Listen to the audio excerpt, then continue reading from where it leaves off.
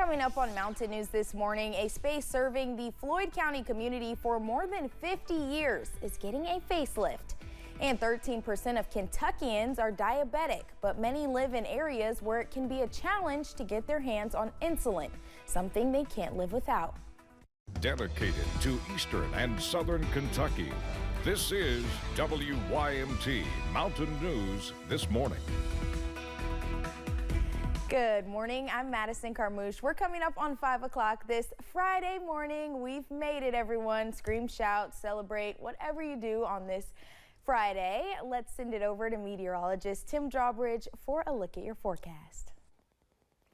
As me and my cousin go back and forth, do the happy dance. 55, some low clouds and fog developing here the last couple of hours, especially from hazard points south and southwest. We know the normal fire drill this time of the morning, so take the pedal off the metal no matter where you got to go.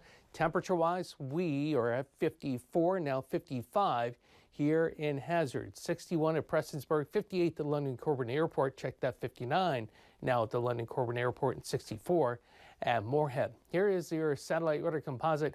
Not much going on across the region, minus the low clouds and fog that did develop here in the last hour plus. And as we head through time, that will burn off. A nice amount of sunshine this morning, but we start to see the increase of cloud cover middle second half of the day. So trending average overall for today. We'll call it a mixture of sunshine and clouds, a bit humid, and the high today in Hazard up to 84. We'll time out the showers. We'll tell you about the cool down.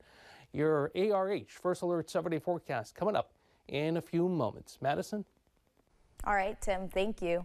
Yesterday, Governor Andy Beshear gave an update on how communities are recovering after flooding hit eastern Kentucky more than 2 years ago. Governor Beshear says there is still a need for permanent housing in areas outside of flood zones. The governor updated the progress on 7 high ground communities across 4 cities. The projects will create more than 500 new homes on top of the private developments already in the works. I traveled around the region recently, and what I saw were signs of hope. Communities and families building back stronger, and just like from day one, neighbors helping neighbors to overcome the challenges that they face. The governor also announced another $9 million in SAFE funds are going to western Kentucky communities that were hit by the 2021 tornadoes. The governor also highlighted projects receiving funding from Kentucky's Community Development Block Grant Program. That includes $1 million for the city of Moorhead to build 40 new affordable apartment units. The Magoffin County Fiscal Court will also use more than $1 million to help extend public water service to 62 homes for the first time. One Floyd County community staple is getting a new life, with upgrades underway at the Martin Community Center. WYMT's Buddy Forbes has the latest. The Floyd County Community Center is much more than a building. You know, we not only have basketball games there, volleyball, and birthday parties, and you know, the local NA chapter, we actually accommodate them as well. But, you know, in times of crisis. County officials say the more than 50-year-old space has served the community well through fun, fellowship, and the recent flood. The last estimates we had almost 15,000 people come through that community center and receive supplies.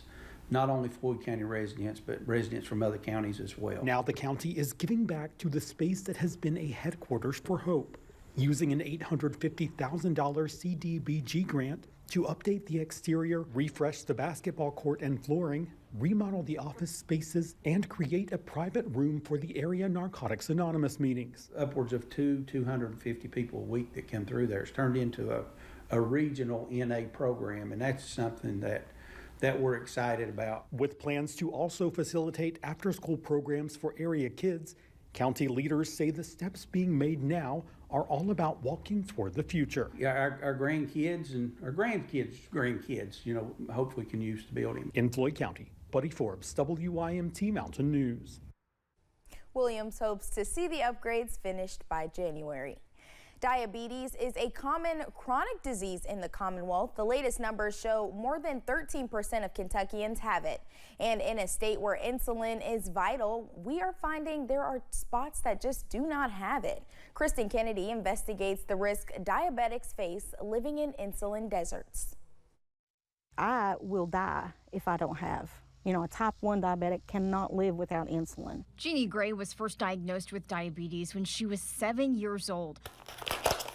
That's almost 50 years of buying, storing, and taking insulin. It always comes in glass, so that's great. They do have expiration dates. So, if something happened and you lost refrigeration, it's not going to keep as long. High heat will destroy your insulin. Gray has health insurance that pays a lot of her insulin cost, but she knows the hoops uninsured and underinsured have to jump through to get insulin. For a very short period of time, my husband was between jobs and we didn't have insurance, and that was a little scary. Gray is part of the 12% in her county with diabetes. She's in Laurel County. It's one of 10 in the state considered an insulin desert.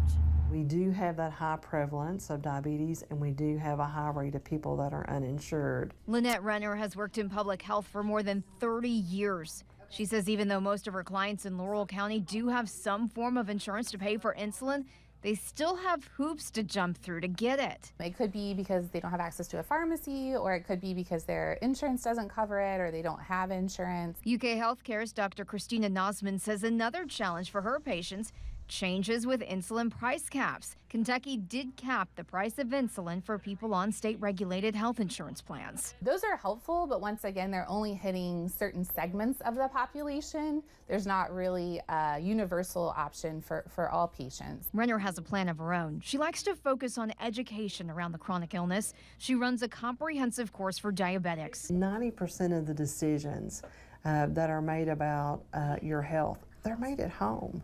They're made by what we choose to eat. If we choose to exercise, if we choose to take the medication that was prescribed in the way that it was prescribed, so all of that happens at home. How different would your life be if you were having to deal with diabetes without insurance? Do you pay rent or do you buy your insulin? And when you're talking about your life, then you start looking at things like rationing. Not, taking as little insulin as you can get by with and live. I've not really been in the position where I had to do anything like that, but I have had to think about it. At Gray's home, she's lucky buying insulin in an insulin desert isn't difficult for her. In Laurel County, Kristen Kennedy, WKYT. The course Renner offers is managed by the Kentucky Department of Public Health. If you're interested in taking it, you can reach out to the Laurel County Health Department. Healthcare workers are working to raise awareness about behavioral health throughout the month. According to the CDC, more than half of Americans will experience a mental health condition in their life. Last night, Baptist Health Corbin held a candlelight vigil dedicated to those impacted by things like depression, substance use disorders, and suicide. They also work to connect people to mental health resources. Most people are impacted by some form or fashion. Everybody has stress every day, and how do you deal with that stress and not letting it get to a point that you can't manage it? And those resources are there to help you manage that stress. People who were at the vigil honored their loved ones and offered support to anyone who is struggling. Earlier this year, the University of Virginia's College at Wise was named an Apple Distinguished School. A school earns this title by being innovative with the use of technology in the classroom. UVA Wise implemented its Innovate to Elevate program, which gives incoming freshmen iPads. Distinguished educator Donald Surrey says the use of iPads has been beneficial. Involved and engaged in a project-based learning versus sitting down to take a multiple choice test makes all the difference. The connection of the students, the bond of the students, and that impacts that retention rate, I think also. Students keep wanting to come back because of that sense of connectivity, which is oddly brought about by an electronic device. The university plans to work with other Apple Distinguished schools in the future to help connect students with different resources.